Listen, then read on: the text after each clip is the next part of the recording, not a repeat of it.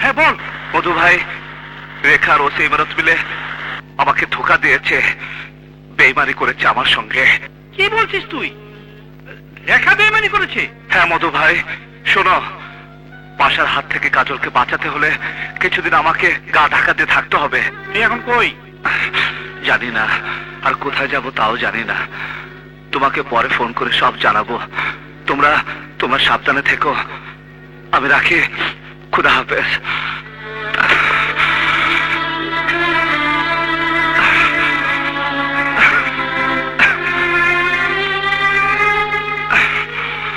চলো কাজল।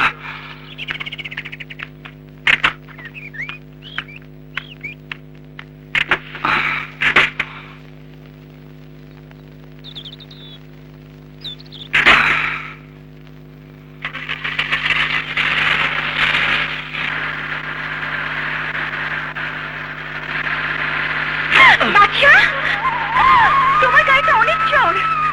নাও কিছু না। আচ্ছা কাজল, তোমার পরিচিত এমন কোনো জায়গা আছে যেখানে তোমাকে রেখে আসতে পারে? হ্যাঁ, এখান থেকে প্রায় 20-25 কিলোমিটার দূরে রোয়াংছড়িতে একটা ডাক বাংলো আছে। ওই ডাক বাংলো কেয়ারটেকার ইব্রাহিম কাকা আগে আমাদের বাড়িতে কাজ করতো। তাহলে তোমাকে ওখানে রেখে আমাকে আবার শহরে ফিরতে হবে। আবার শহরে কেন? কাজল, আওয়াল দয়াল ওরা আমার বন্ধু, আমার ফুটপাতের বন্ধু। ওদের মৃত্যুর প্রতিশোধ না নেওয়া পর্যন্ত আমি শান্তি পাবো না, আমি শান্তি পাবো না। তুমি চুপ করো, তুমি চুপ করো বাচ্চা, তুমি চুপ করো।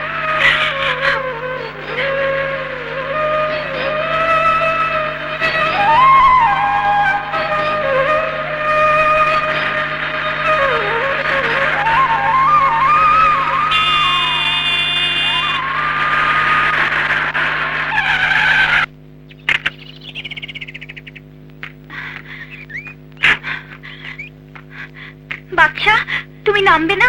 আরে কাজল, মামনি তুমি কেমন আছো? ভালো না ইব্রাহিম কাকা, আমাদের খুব বিপদ। আমরা কটা দিন এখানেই থাকবো। থাকবে, অবশ্যই থাকবে। ভেতরে আসো, আসো। কাজল, আমি যাই। সত্যি তুমি চলে যাবে? হ্যাঁ, যেতেই হবে।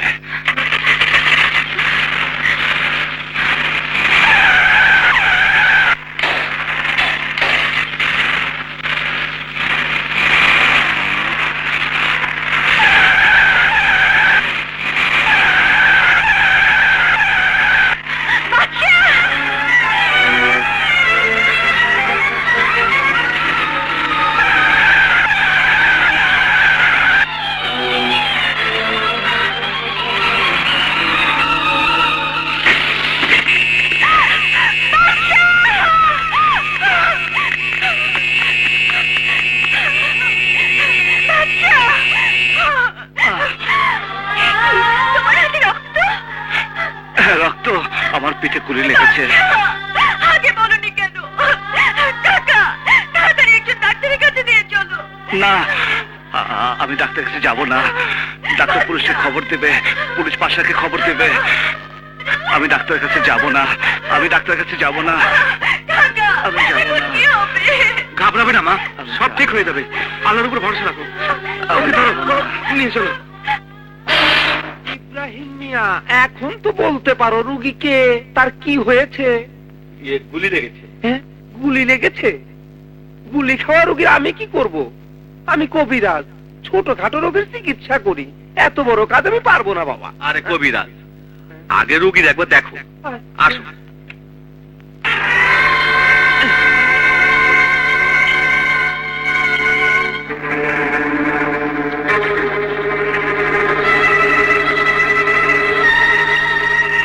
ইব্রাহিম মিয়া, জখম বড় মারাত্মক, অনেক রক্ত ঝরেছে, গায়ে প্রচন্ড জ্বর। এই রুগী যদি বাঁচাতে চাও শীঘ্রই হাসপাতালে নিয়ে যাও। না, হাসপাতালে নিয়ে যাবে না।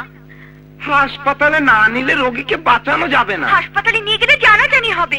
তাতে অসুবিধা কি? বিপদ আরো বাড়বে। আমাদের পেছনে শত্রু আছে। যে বিপদ থেকে ও আমাকে উদ্ধার করেছে, আমরা আবার সেই বিপদে পড়বো।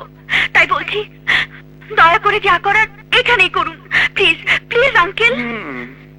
ঠিক আছে, যাও একটু আগুন আর হলুদের ব্যবস্থা করো।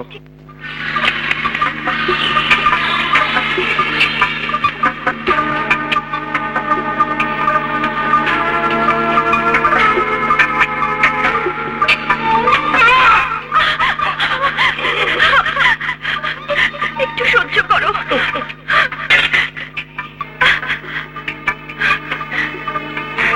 এই তো সব ঠিক হয়ে গেছে।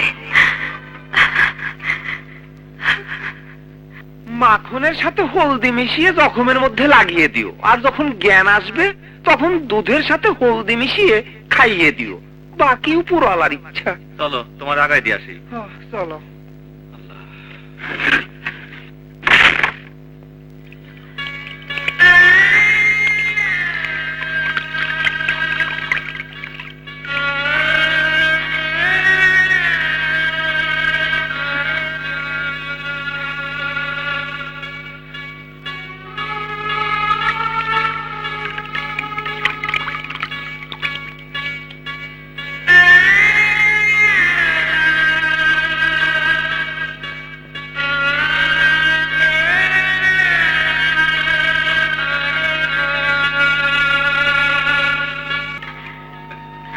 ইব্রাহিম কাকা, হ্যাঁ? দেখো গাড়ির ব্যাপারে যেন কেউ না জানে।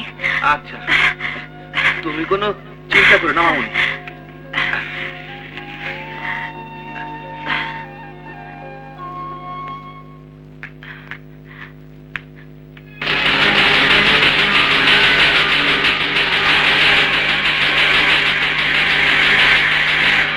বাচ্চা বাচ্চা বাচ্চা বাচ্চা বাচ্চা। কাজল,